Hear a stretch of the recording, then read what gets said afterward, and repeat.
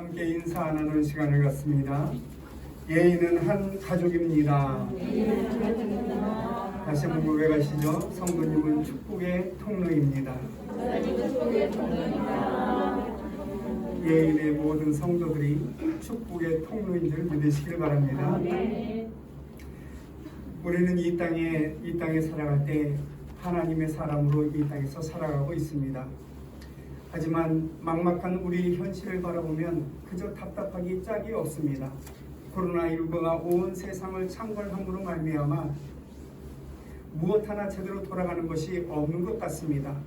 정치, 경제, 문화 그 무엇 하나 잘 돌아간다 우리는 그렇게 생각하지 않는다는 것입니다. 우리의 삶도 그렇습니다. 힘들고 어렵고 지친 그러한 삶을 살아가고 있습니다. 참으로 답답하고 막막한 그러한 삶을 살아가고 있는 것이 바로 우리의 현실이죠. 그럼에도 불구하고 하나님께서는 끊임없이 우리에게 말씀해 주십니다. 내가 너와 함께 하겠다. 내가 너를 도와주겠다. 때를 따라 비를 내리듯 내가 은혜의 단비를 내려주시겠다. 그렇게 끊임없이 말씀하고 있지만 그 말씀이 우리의 귓가에 맴돌 뿐 우리의 삶과는 별개인 것처럼 그렇게 느껴질 때가 있다는 것입니다.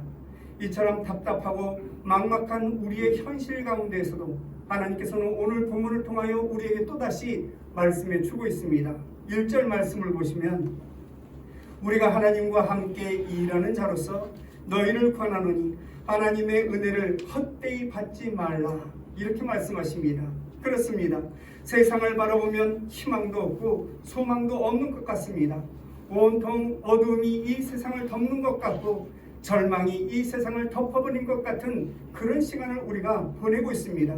하지만 눈을 돌려 하나님의 은혜의 눈길로 이 세상을 바라보면 이 세상은 온통 하나님의 은혜로 돌아가고 있는 것을 보게 됩니다.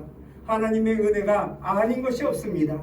그 무엇 하나 하나님께서 내버려두고 방치해두는 것이 없다는 것입니다. 그리고 이어서 2절에 이렇게 말씀하십니다.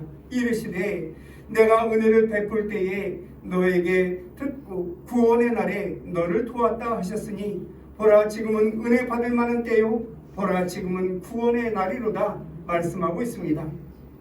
막막하고 답답한 현실 같지만 지금이 바로 은혜 받을 만한 때이고 정말로 앞이 안 보이고 절망적인 그러한 삶을 살아가는 것 같지만 지금이 바로 구원의 날이라고 선포하고 있는 것을 보게 됩니다.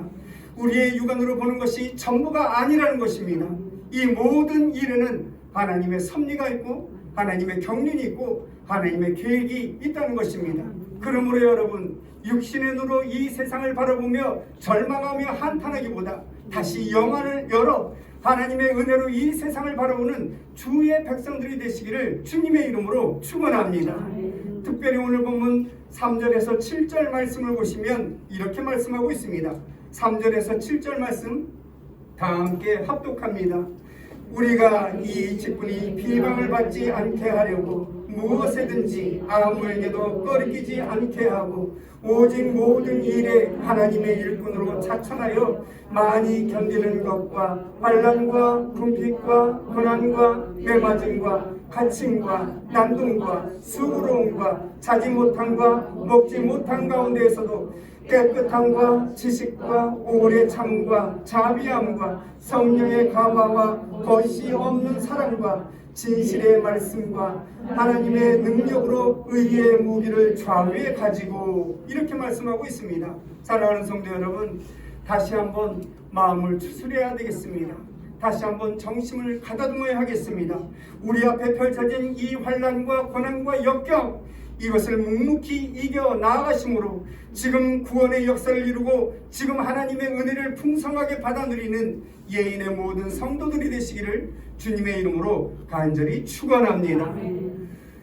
또한 오늘 본문 1절 말씀을 보시면 우리가 하나님과 함께 일하는 자로서 이렇게 말씀하고 있죠. 큰 일이건 작은 일이건 일을 시작하려면 4가지 조건이 갖춰져 있어야 합니다. 첫째로는 자본이 있어야 합니다. 그리고 지식이 있어야 하고 세 번째로는 경험이 있어야 하고 네 번째로는 노력이 있어야 합니다. 이것은 기본적인 상식입니다.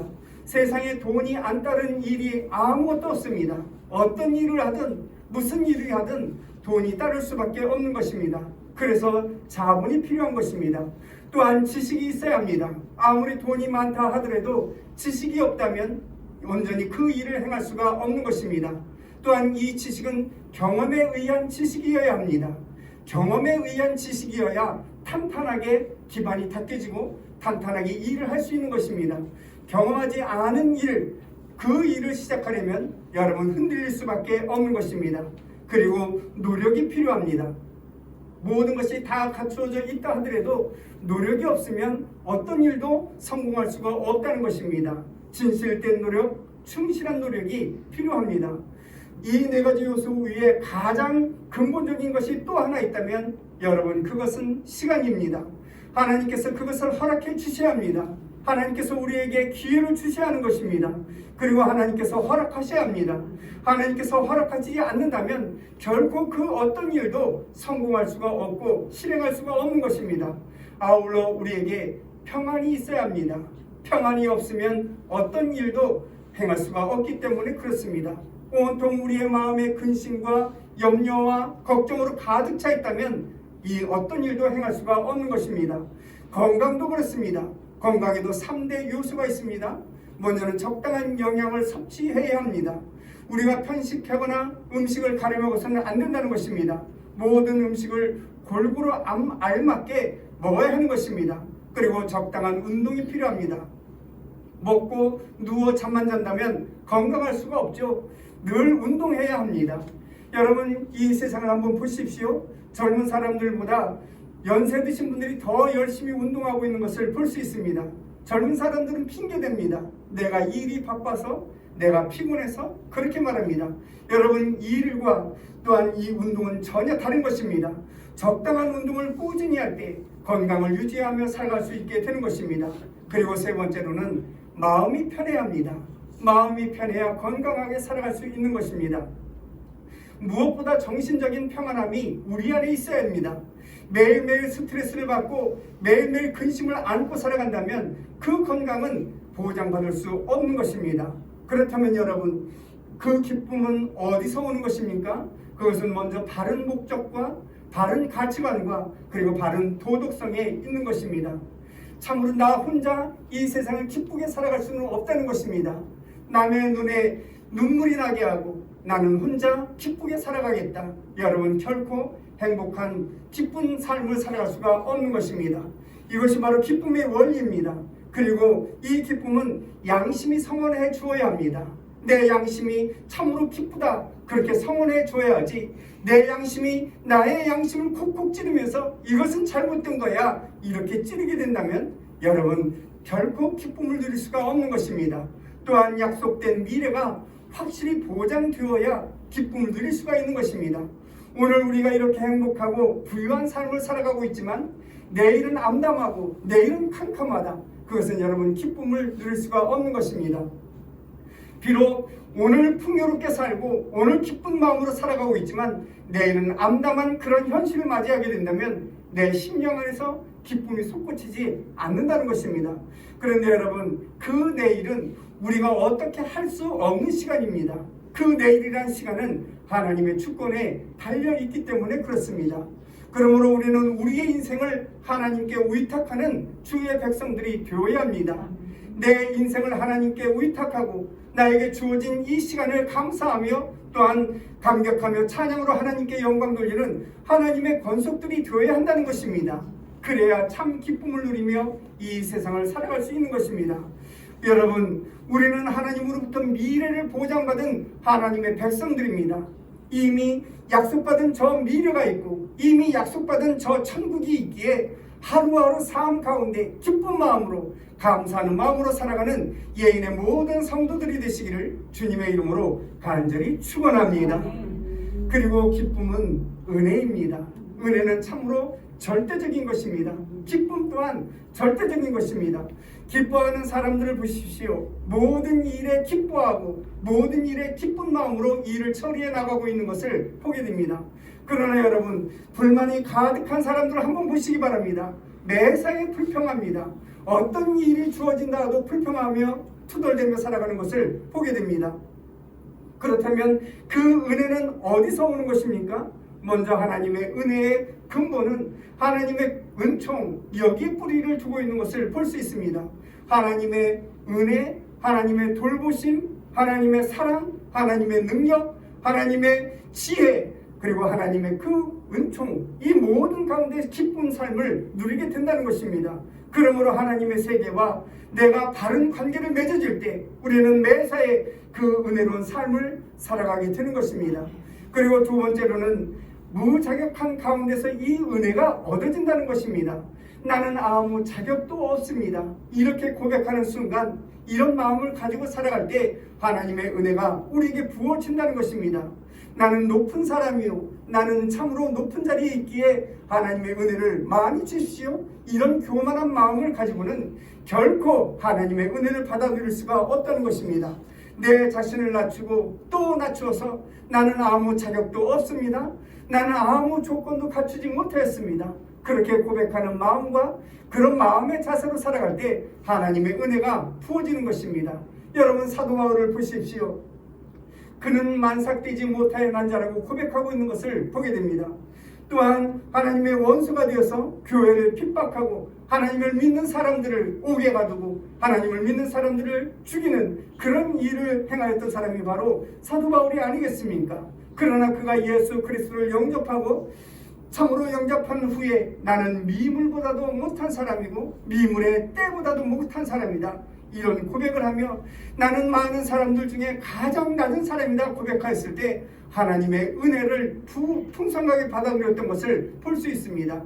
그런 마음으로 살아갈 때 사도 바울은 하나님의 크신 은혜를 경험하게 되었다는 것입니다. 이것이 바로 하나님 나라의 원리입니다. 오만한 사람은 어떠한 여건에서도 진정한 기쁨을 얻을 수가 없습니다.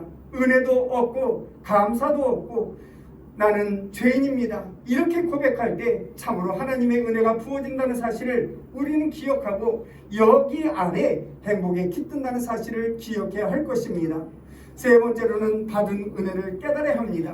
아무리 은혜를 받고 살아간다 할지라도 그 은혜를 깨닫지 못한다면 은혜의 삶을 살아갈 수가 없는 것입니다. 그러므로 내가 받은 이 은혜를 깨달아야 합니다. 은혜를 보고 은혜를 느끼고 은혜를 만지면서 매일매일 감사함으로 하나님께 영광 돌리는 하나님의 권속들이 되어야 하는 것입니다. 그런데 여러분, 우리는 하나님의 은혜를 때때로 외면하기도 하고 때때로 잃어버릴 때가 너무나도 많습니다. 참으로 이상하게 배가 부른 사람은 후각이 둔합니다. 그러나 배가 고픈 사람을 한번 보십시오. 후각이 참으로 예민합니다. 행복에 대한 감지력도 그렇습니다. 부유한 사람보다 가난한 사람이 참으로 예민한 것을 보게 됩니다. 부잣집 아이들에게 많은 용돈을 주어 보았자 그들은 감사하는 마음으로 받지 않는다는 것이죠. 가난한 사람들, 가난한 아이들에게 몇 푼의 돈을 쥐어줬을 때 감격하고 감사함으로 받는 것을 보게 됩니다. 이처럼 여러분, 참으로 우리가 이 부유할 때 모든 것이 둔해지는 것처럼 하나님의 은혜가 풍성해질 때 우리가 민감하지 못할 때가 있음을 우리는 알아야 한다는 것입니다. 요한복음 9장 말씀을 보시면 나면서부터 소경된 사람이 기록되어져 있습니다. 그가 하나님의 은혜에 눈을 뜨게 되죠. 생각해보면 40년 동안 이렇게 장님으로 살았던 것 참으로 억울합니다. 이것이 과연 누구 때문이냐? 이것이 과연 누구의 죄 때문이냐? 참으로 할 말도 많습니다. 그러나 눈을 떴습니다. 이것저것 복잡한 문제를 다 접어두고 그는 고백하지요. 내가 예수 그리스도로 말미암아 눈을 뜨게 되었다. 오직 감사함으로 영광 돌린 것을 보게 됩니다.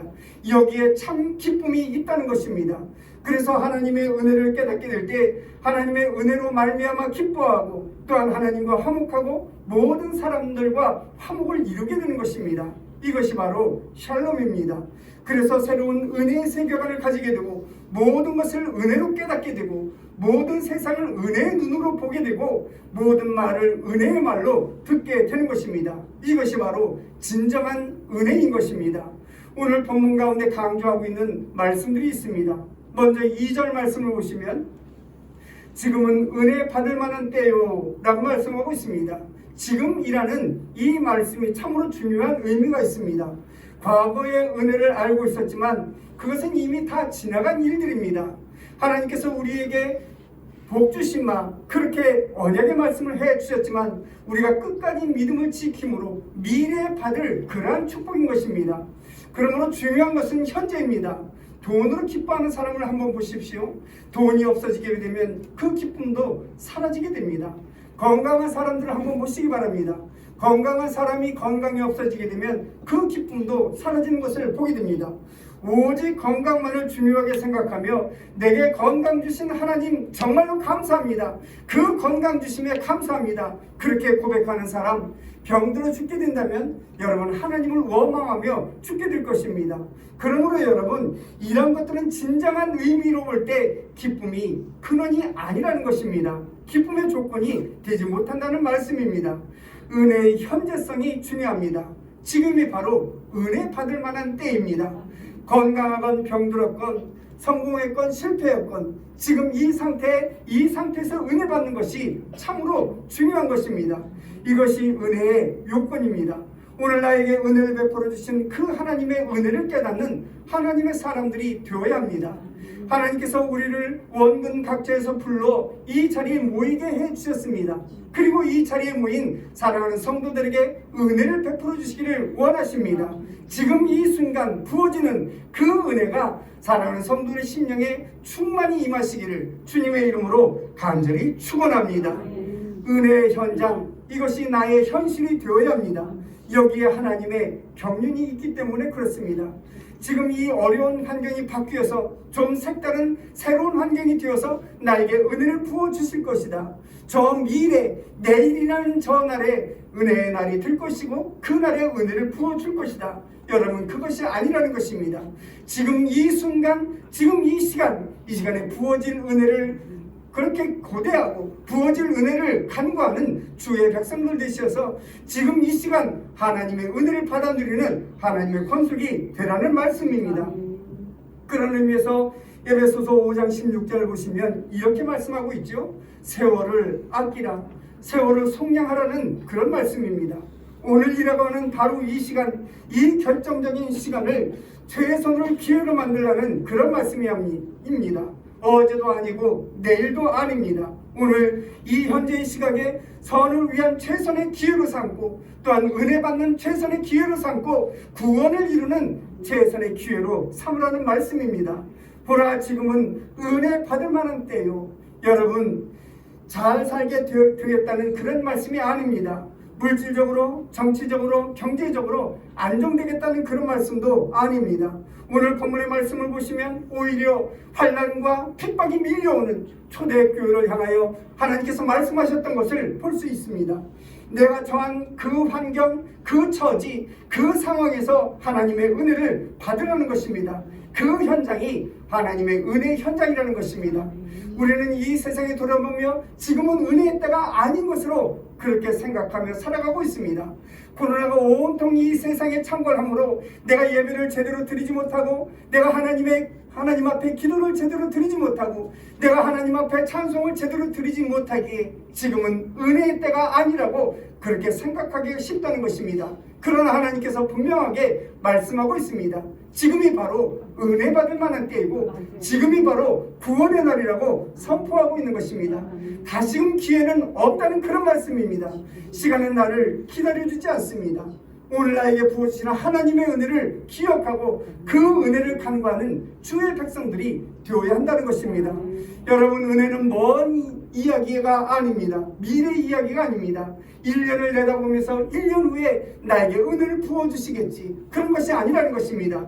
지금 주시는 은혜, 이 시간에 베풀어 주시는 하나님의 은총, 이것을 풍성히 받아들이는 하나님의 권속이 되라고 강하게 말씀하고 있는 것을 보게 됩니다. 그러므로 여러분 지금 이 시간 부어지는 이 은혜에 감사하고 감격하여 오직 감사함으로 찬양드리는 하나님의 사람들, 예인의 모든 권속들이 되시기를 주님의 이름으로 간절히 축원합니다.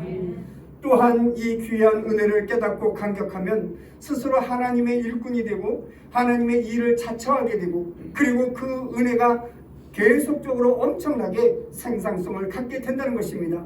북경대학에 다니는 한 학생이 이런 말을 했습니다. 나는 철밥통을 가지고 사는 사람이요. 이렇게 이야기합니다. 이 북경대학에 들어가기만 하면 모든 것이 다 끝난다는 것입니다. 북경대학에 들어가고 북경대학에 졸업만 하면 직장이 주어지게 되고 일을 잘하게 되든 못하게 되든 똑같은 대가를 받게 되므로 어떠한 문제도 따르지 않는다고 그렇게 생각했다는 것입니다. 그래서 여러분, 그의 인생들이 엉망이 되는 것입니다. 농부들이 새벽부터 나가서 일을 해도 참으로 부족할 판인데 9시가 돼서 어슬렁어슬렁 나가지 않습니까? 그리고 5시가 되면 다 퇴근해서 집으로 돌아갑니다. 그렇게 해서 어떻게 이 농사를 짓겠습니까? 그래서 어떻게 하면 이 사람들이 자발적으로 일을 할 수 있을까? 어떻게 하면 이 사람들이 자발적으로 능률적으로 일을 할 수 있을까? 그렇게 해서 고안해낸 것이 바로 이데올로기입니다. 참으로 그들은 이념 교육과 사상 훈련 이런 것들을 시킴으로 인하여 공산주의를 그대로 그 머릿속에 심어 놓았던 것을 보게 됩니다. 시간을 정하여 일하게 하고 많은 시간을 일하게 할 수 있었습니다. 그러나 여러분, 그들 신명에는 기쁨이 없었던 것을 보게 됩니다. 사무의력을 이끌어낼 수 없었고 자발적인 동기를 부여하지 못했던 것을 보게 됩니다. 그래서 그들은 지금도 못 살고 있는 것을 볼 수 있습니다. 자본주의는 자본주의대로 문제가 있습니다. 많이 일을 하면 많이 주고 성과를 많이 거두면 또한 인센티브를 주겠다. 그러므로 많은 사람들이 열심히 일을 합니다. 그러나 목적의식을 다 잃어버리고 말았습니다. 그러므로 여러분, 무엇보다 은혜가 중요한 것입니다. 은혜를 받아서 기쁜 마음으로 살아갈 때 목적의식이 뚜렷해지고 확실한 목적을 가지고 이 일에 임하기 때문에 그렇습니다. 그러나 이 일은 인간의 의지로 되는 것이 아닌 것을 우리는 알아야 합니다. 오직 하나님의 은혜로 가능하다는 사실을 기억해야 합니다. 또한 사랑이 있어야 합니다. 그래야만 자발적인 그런 마음이 생기게 되고 창의력이 생기게 됩니다. 사회주의가 바로 이런 것들을 잃어버렸습니다. 긴 시간을 일할 수 있게 만들었지만 그 심령에 기쁨이 넘치게 일하게 만들지는 못했다는 것입니다. 오늘 본문의 말씀을 보시면 바로 그것을 말씀하고 있습니다. 하나님의 일꾼으로 하나님과 함께 일하는 자로서 갖은 고생을 다 하고 있지만 그 일의 마지막에는 기쁨과 큰 생산성을 갖게 될 것이라, 이러한 사실을 우리에게 지금 말씀하고 있는 것입니다. 마태복음 20장 말씀을 보시면 포도원 농부를 보내는 주님의 비유의 말씀이 기록되어져 있습니다. 이스라엘의 포도 수확은 참으로 촉박합니다.